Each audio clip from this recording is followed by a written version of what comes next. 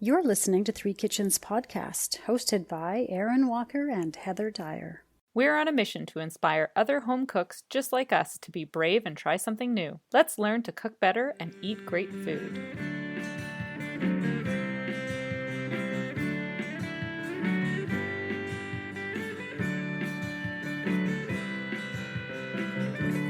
All right, everybody. Welcome to Three Kitchens podcast.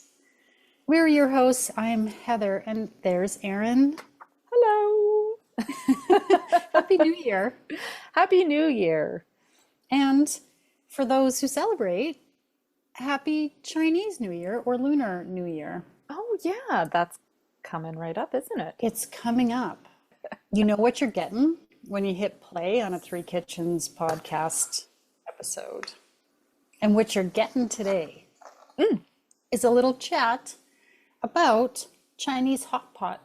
Because I made it over the holidays, but also because Chinese New Year is coming up. And we thought, why not? And I have not ever had Chinese hot pot. You haven't eaten it out at a restaurant? No. Okay. I've decided it's like fondue. It is similar in concept, yes. Yeah. Okay. Let me tell you about Chinese hot pot. Okay. All right. So you have a big pot with broth in the middle of your table. And this is why you're thinking fondue, because Yes. you're cooking at the table, right? Okay. That's Then you have some sort of heating element under it to keep it boiling because Right. you're cooking in it. And then you have various raw ingredients that you're going to cook in your broth. And then typically you also have some type of sauce for each diner. When you Okay. take it out of the broth, you're going to put it in your sauce, and that's how you're going to eat all the yummy things. So if we talk about the pot, there are apparently Chinese hot pots, like an electric pot that you can buy. You could use like a butane, like a burner. Do you have one of those, or was it Sarah who had one of those? It's like a burner that you could put on the table, but it's like portable. You could take it to the park. You could take it. Oh, like a Korean stove. Yeah, I think so. Yeah. Yeah, it's a butane stove. It is open flame though. Oh, okay. Maybe I'm thinking of something else.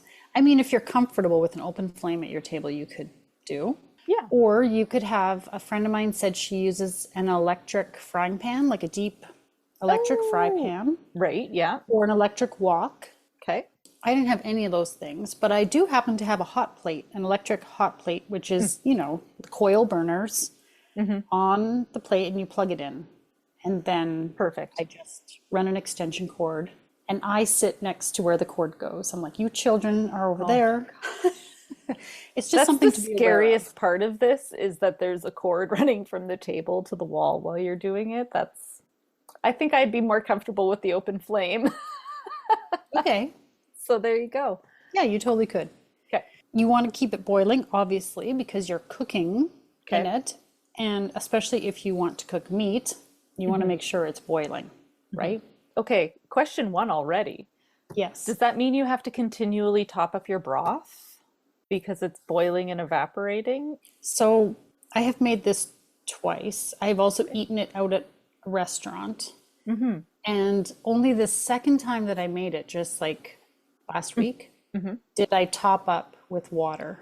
Okay. At the restaurant, they don't top up the broth. I think it's because you're not sitting there for, Okay, yeah. I guess it would depend how long you're going to have your dinner last. If you're really taking your time and you're sitting there for a long time and you're, taking breaks between cooking and eating, you might need to be topping it up. Okay. I'm not exactly sure. Ooh, and also some of the hot pots have a divider in the middle of the pot, so you can have two types of broth. Maybe one day I'll invest in Okay. those, because they look so cool. They have like a little divider in the middle, so you can have spicy broth and like non-spicy, or Oh, I like this. I know, I love that idea. Okay, so what you're doing is when you put it in, you're cooking it just cooked. Obviously, you're not just leaving it in there to turn This to. isn't a 45-minute soup boil. No, you're not making soup. I think that's one of the main things that I had to kind of learn Okay. here is you're not making soup. You're using the broth to cook Right. a very thin slice of meat, say, then you take it out and you eat it. And then you put something else in and you cook it and you take it out and you eat it. You're not filling it with Okay. veggies and meat and then pulling it all back out. Very cool. Yeah, which is, I guess, why it's like a leisurely sort of meal. It does take some time. You're not like soup, you cook it all at once and then you eat it all at once, right? This is different. Right. So what's in the broth? There are, I think, probably as many different types of broth as there are people eating hot pot. Nice. So make it what you want it to be. But in China, they tend to vary depending on the region, of course. Some places might be more seafood flavored, maybe mushroom, maybe tomato, spicy Szechuan broth. Ooh, yeah. And Northern Chinese style hot pot apparently does not use a flavored soup base. They just use water. And in fact, my friend Jenny, who, if anyone's listened to Three Kitchens podcast in the past, she came on the podcast very briefly. She gave us like a voice memo a couple of years ago for our Yeah. Chinese New Year episode when I made in my Instant Pot, I made a Chinese New Year cake. Remember that? Yeah. I still think about that. I know. It was so interesting, that cake. Go back and listen to that one. It's kind of fun. Yeah. And Jenny told us her experience growing up as a Chinese Canadian and her experience with Chinese New Year and some of the traditions and things that they do. She told me that she doesn't flavor her hot pot broth. She just uses water. Okay. And she says, you know, the broth gets flavored as you cook in it. And I'm like, no, not enough for me. I She need was like, something more, but thanks. okay, like non-Chinese person, whatever. But I was like, no, that doesn't sound enough flavor for me. I want Yeah. the spicy broth actually. Yeah. And so did my family. Okay. They were like, no, not just water. That doesn't sound good. I'm sure it's good. It's I'm just, sure. you know, a different style. She also says that they always put in a melon. Is there a Chinese melon? There is it called? definitely something called Chinese melon. And she said it's an essential ingredient to Oh. flavor the water. And then they like to eat it too. But I am not a fan of most melon. Melon is not my thing. It's a divisive item, I would say. You either like it or you don't. And I couldn't imagine melon floating around in my broth. She's probably right. She's Chinese. She's grown up eating hot pot. She's Yeah. probably right. But I was like, I think I'll skip it this time. Maybe another time I'll try it. Now I'm going to keep an eye out because I've seen Chinese melon at the grocery store. Can we do a quick Google search? Because I feel like Yep. when I see it, it's possibly like this slice of melon. What comes up is a winter melon that is green on the outside and white on the inside. Oh. But winter melon comes up most here. I'm going to have to clarify with her what type of melon. No kidding. But anyway, that was one of her recommendations that I did not take. Anyway, I did use a mix. Okay. It is and of course I didn't write it down, but it's a popular brand. I think it's Lee Kum Kim. Does that sound?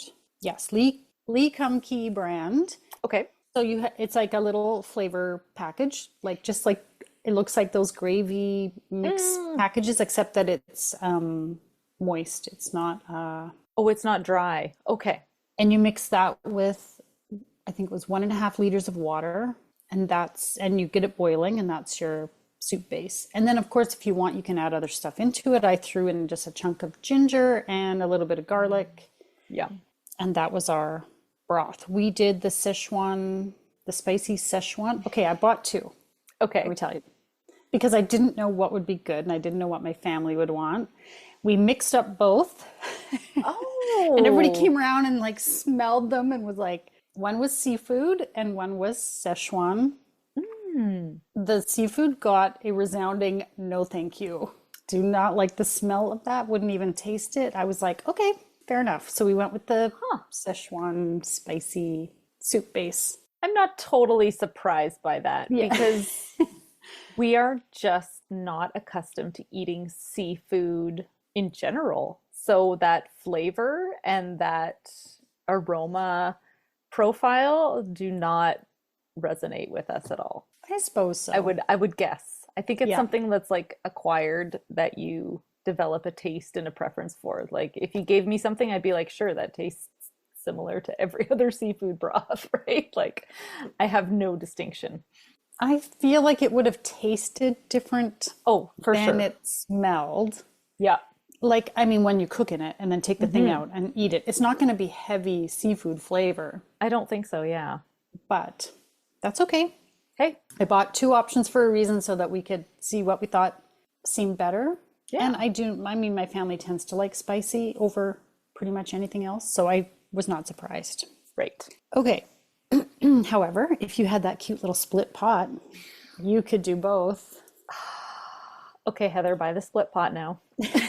and you could borrow it and make it at your house. Or you can come over to my house and eat a hot pot at my house. We could totally Okay, do that. perfect. Buy it, make it, all of the above. I'm just gonna Yes, show up. because it's really good. So, some typical things you might cook in your broth are like Okay. thinly sliced meat, chicken, beef, lamb, pork, whatever you like, really. Seafood, obviously. You could even do fish. I worry that it would fall apart, but apparently you could. Noodles, dumplings, tofu, veggies, any kind of veggies you like. Fish balls. Remember those fish balls? Sarah fed us for something at some point. Yes. It went in Those our were, ramen when we made some. Yeah, yeah. yeah. They sound weird. They look kind of funny, but they're so good. Delicious. And I didn't go out of my way to find them. I wish I had because they were really tasty. Next time, I'm going to go and find those. I think you probably buy them frozen somewhere. Yeah, I was gonna say, I need to go back and listen to that episode so I know what I'm buying. I imagine at TNT Mhm. in the frozen section, they probably Mhm. have fish balls. I'm gonna guess, yeah. But I want those ones because I know they were good. And I'll bet you there's probably like 50 different ones. That's possible. And mushrooms of all kinds. Yes.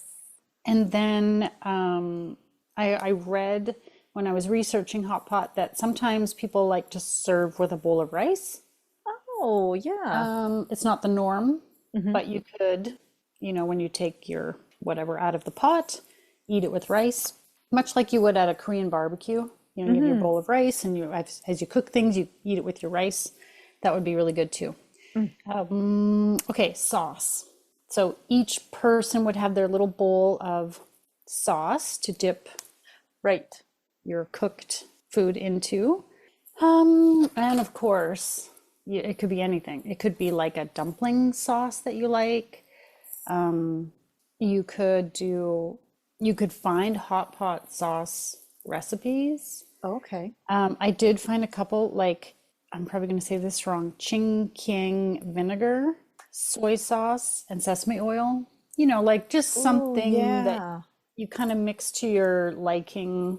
I also had bought a bottle of teriyaki. I know it's not Chinese, and it doesn't go with hot pot, but I really like teriyaki sauce. Hmm. And so I kind of mixed it. I added a little, Hmm. like some chili oil and whatever in there with it and kind of made up my own. We each made kind of our own what we wanted. Right. Yeah. Are you expecting a baby or thinking about starting a family? Grab a copy of Birthing Magazine today. It is your trusted guide to empowered birth, family health, and parenting. Published 3 times a year by Birth Unlimited, a local nonprofit, Birthing is packed with uplifting birth stories, evidence-based articles, and the latest perinatal community news and events. It's your go-to resource for exploring your full range of birthing options and creating community. Whether you're exploring birth at home, in a birth center, or in a hospital, Birthing Magazine has tools you need to make informed decisions. Stay informed, stay empowered. Grab your copy of Birthing Magazine today. Okay, a couple of notes. One pot typically serves about 6 people. So if you're planning to have a large table, then you might want to have 2 pots, like say you're doing a big dinner. as I said, it's not soup, so cook things kind of as you want to eat them. Right. I also was really conscious of like, okay, because we had some shrimp, just put shrimp in. Don't take anything out until, it's Ah, been boiling for 30 seconds or I don't know.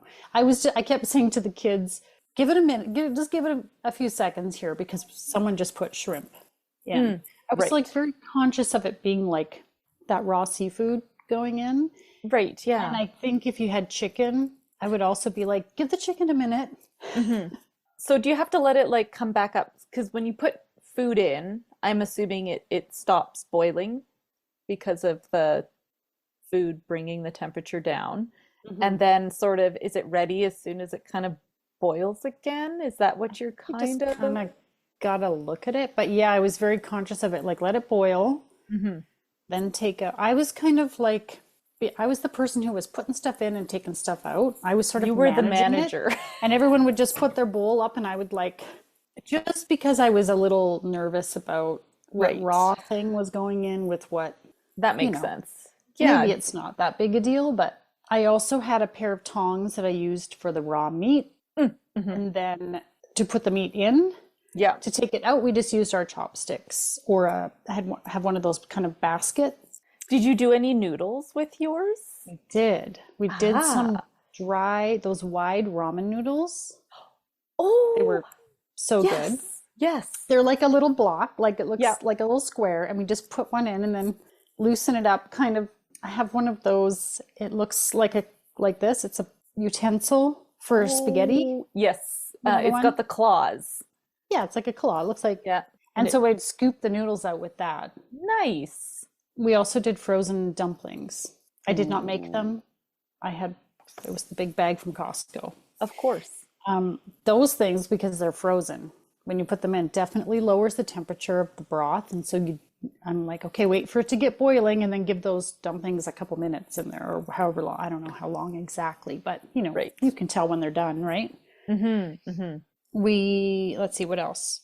Wooden chopsticks are better than like if you have like metal or plastic because it heats Yeah. up, I'll right? bet. I'll bet.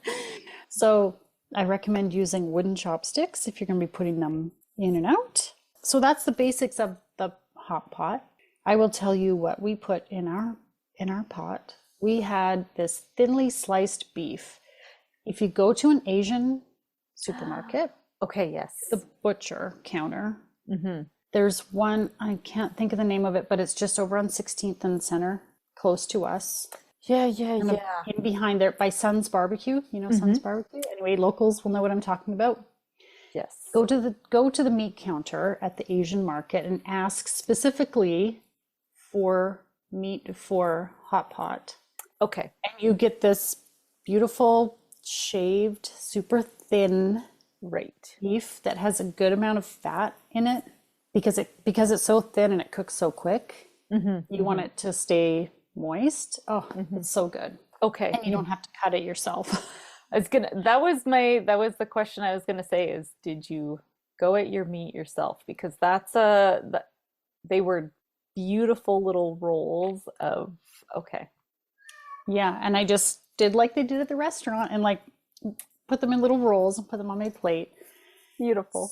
So delicious. And that beef is so good in a stir fry. The next day, when it was just the Oh, kids and I did like a beef and broccoli yeah. quick little stir fry, and it's so quick and it's so good. Mm. Delicious. Shrimp, as I said, we had some frozen shrimp, broccoli, bok choy, Ooh. carrot, mushrooms.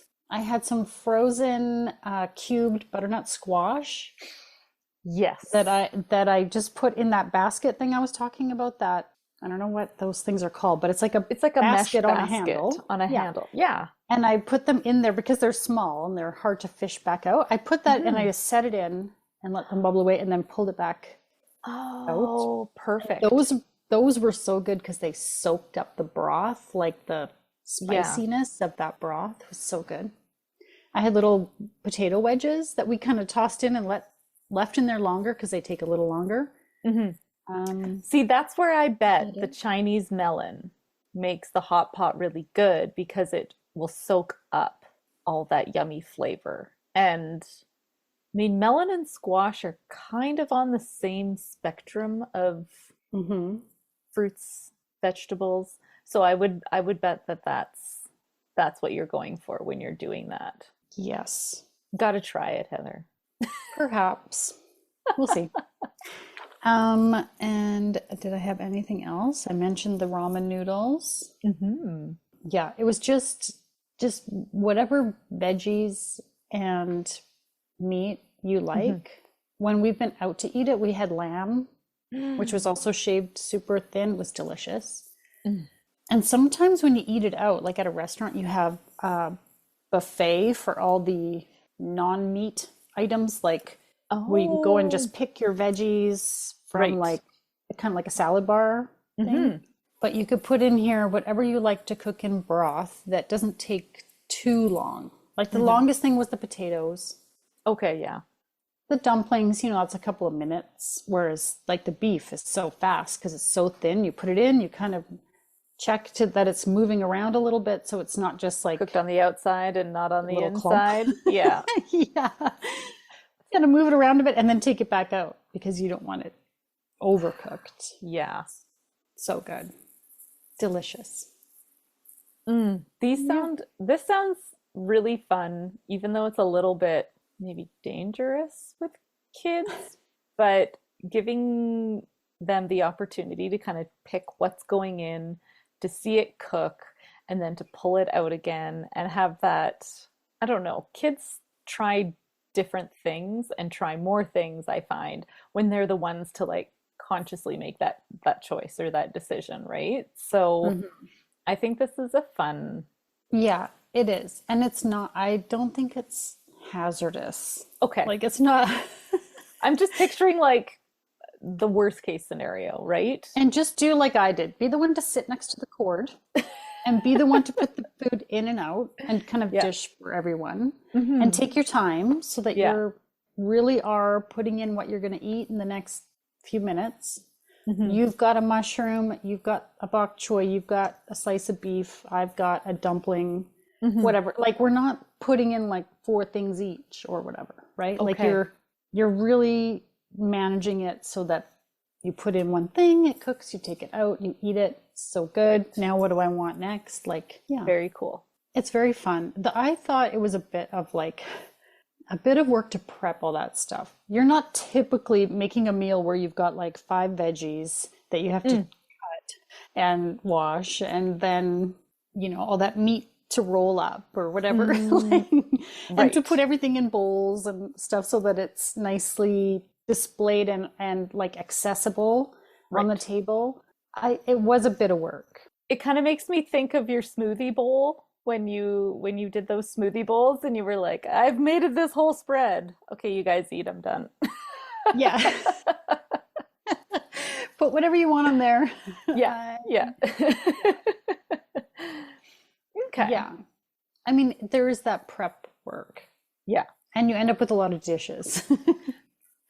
Of course.